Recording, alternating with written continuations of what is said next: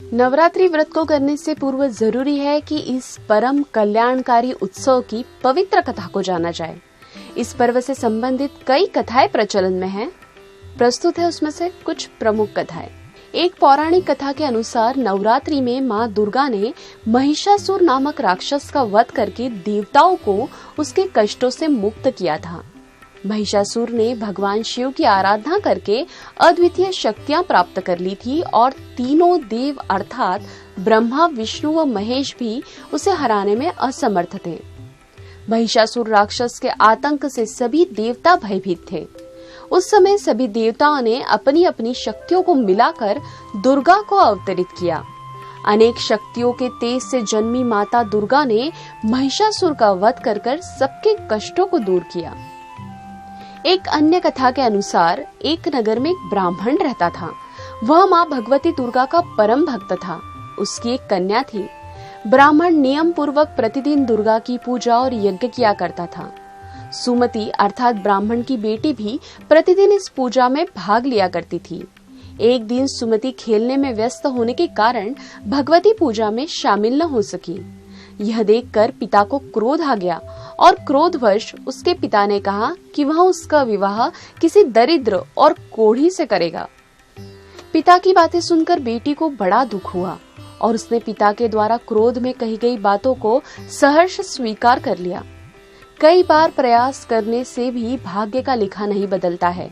अपनी बात के अनुसार उसके पिता ने अपनी कन्या का विवाह एक कोढ़ी के साथ कर दिया। सुमति अपने पति के साथ विवाह कर चली गई।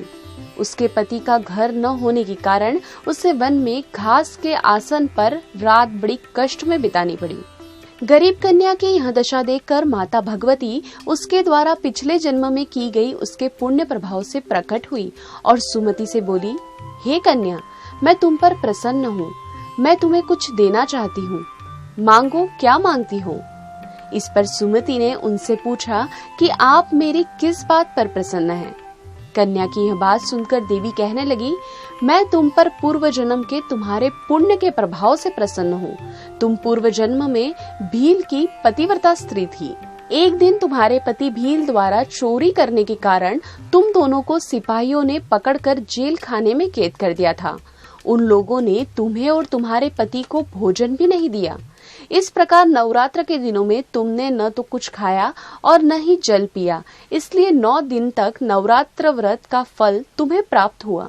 हे ब्राह्मणी, उन दिनों अनजाने में जो व्रत हुआ, उस व्रत के प्रभाव से मैं प्रसन्न होकर आज तुम्हें मनोवांछित वरदान दे रही हूँ। कन्या बोली कि अगर आप मुझ पर प्रसन्न हैं तो कृपा कर मेरे पति का कोढ़ दूर कर दीजिए। माता ने कन्या की यह इच्छा शीघ्र पूरी कर दी। उसके पति का शरीर माता भगवती की कृपा से रोगहीन हो गया। इसी तरह रामायण के एक प्रसंग के अनुसार भी भगवान श्री राम, लक्ष्मण, हनुमान व समस्त वानर सेना द्वारा आश्विन शुक्ल प्रतिपदा से नवमी तक 9 दिनों तक माता शक्ति की उपासना कर 10वीं तिथि को लंका पर आक्रमण प्राप्त किया था।